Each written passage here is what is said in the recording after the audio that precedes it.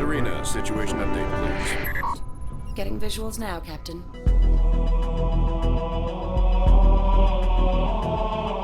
When you play the original Halo games, an explosion takes up the whole screen. So I'm going to kill a fast-moving purple thing, and it will come at me and die. In Halo Wars, it's going to be a view from 40 feet up, so it's not going to be one explosion, it's going to be 20.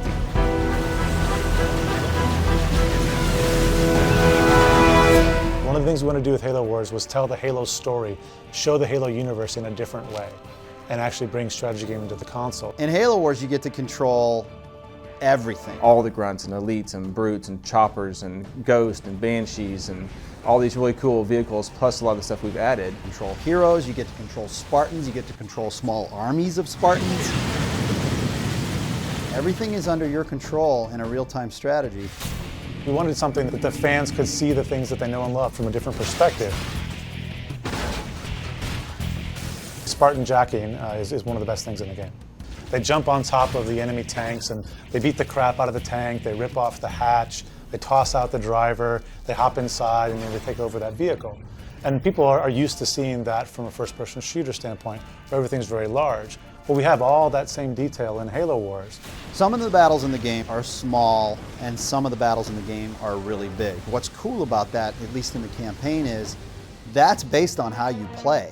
If you spend more time going to fight the Covenant, you may be dealing with a larger force than if you would have gotten there quicker.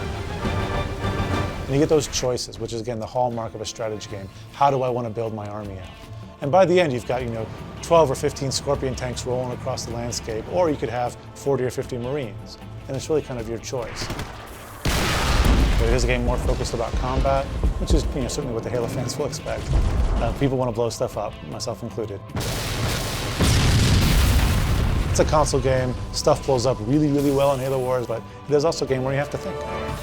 The new part of this game is, for a lot of people, is actually playing an RTS. In the FPS games, you're just using one single weapon and one single tactic. In our game, you actually have to employ multiple strategies on the screen at the same time. You're the general, training units and using those units to accomplish the mission. Commanding your armies, you're commanding your resource gathering or your economy. You manage resources, which you buy that army with, and you actually use those resources to upgrade and change your army to form a strategy that you will hopefully win with.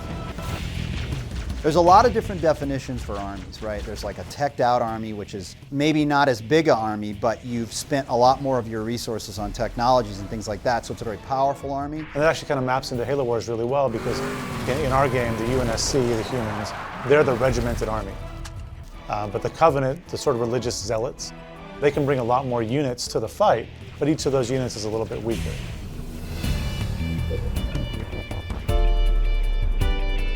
Halo Wars is a game about bases. It's a strategy game. I have to have a good base of operations, otherwise I can't field a very good army. You start with just one unit or a base, and by the end of the game, you've got an army of 240 infantry or 5 Scorpion tanks. Or choose to upgrade them and make your current Scorpions even better. It's a lot of fun to be able to do that. I'm actually very happy with the way we've been able to represent all the economic decisions in Halo Wars. They're faster, it's easier to do. I'm not managing 75 villagers chopping down trees, but the depth is still there. We didn't want people digging in the dirt. We felt that was not what a console player really wanted to do. We wanted the focus to be on combat. It's quick, it's easy to play, but it's very simple. I bounce back to my town, I get the supply pad upgrade, I'm back to the fight. It's just that long scale look at the actual war. It's not one v many, it's many v many. It's a fast-paced game. It's an adrenaline rush from the word go, but it has that strategy aspect to it that people haven't seen in the Halo universe before. Always our biggest concern was making sure that we had the Halo vibe down. The lore is really deep and rich. It has a lot of units that we can play with, which is great for a strategy game. We found the Covenant to be pretty full. They generally had a good array of vehicles that you could already fight. When we looked at the UNSC, they had Master Chief. If people have played the Halo shooter games, they're familiar with Master Chief. But in a strategy game, it's about multiple units. So we actually had to fill in quite a little bit for the UNSC in order to make them feel like a complete army. Halo Wars is the next Halo game, but it's a prequel. So from a game design standpoint, it was challenging to go back and create units that felt technologically in the milieu of what somebody would have had 20 years earlier. So one of the best examples we have is the Cyclops. The Cyclops is this new unit that we added. He's almost like a big giant robot. It's a cool unit because he can repair other stuff and he throws things on the battlefield. He can pick up stuff and throw it. It's very clunky. 20 years before Halo 1, this thing was awesome. It was very cool. It could rip chunks off of vehicles and all that, but it was too bulky, too unwieldy, and so eventually it was abandoned in favor of the Spartan armor.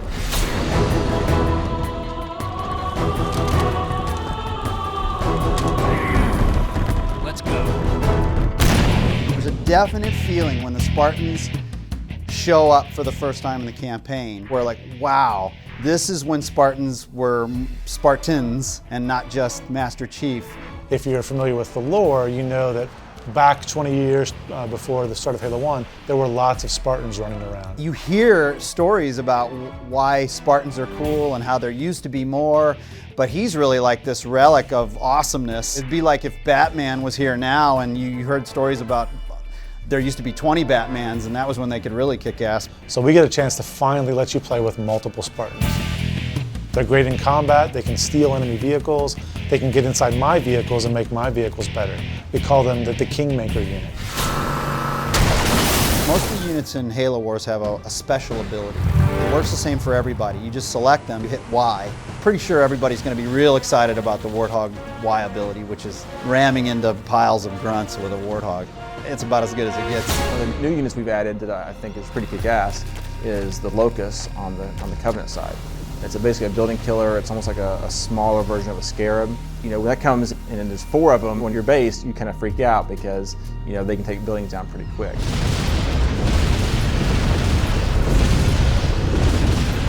Probably my favorite unit in Halo Wars is the Scarab.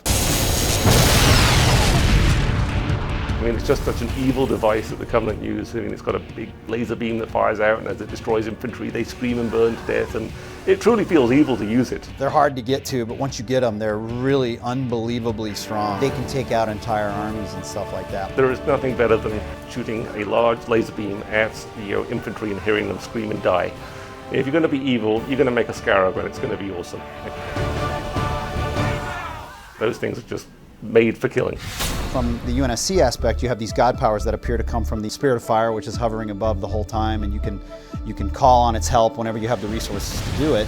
Like a carpet bombing run, or use the Mach cannon to actually blast an area from space.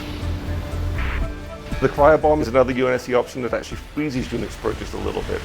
And it perhaps gives you a chance to take out something very big like a Scarab. Gameplay-wise, that's really cool because the carpet bomb is kind of like a big old grenade. It does damage to everything. The Mach blast is kind of like a little sniper shot. Both sides actually use different ways of turning the tide of a battle. The humans can call upon Spirit of Fire. The Covenant, though, actually have their hero units on the ground. They're actually individually the best units in the game. The Covenant are led by these charismatic guys, these religious zealots. Blasphemy! They have the Prophet of Regret, the Brute Chieftain, or the Arbiter. The Prophet of Regret can call down this cleansing beam, which is actually what the Covenant armies used to glass planets into oblivion. You can chase that pesky little Spartan around the map with this beam of destruction. The fully upgraded Arbiter has a power called Rage. I'll tear them apart. He can take out an entire UNSC army just by himself.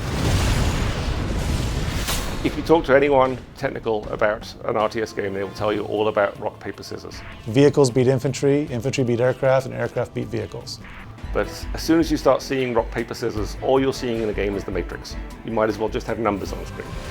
One of the things we worked incredibly hard on was making the units in Halo Wars just super cool. We want it to be something that we love. Make a robust strategy game, which we know how to do, but we also have to make something that feels very much like it's in the fiction of what Halo fans would expect.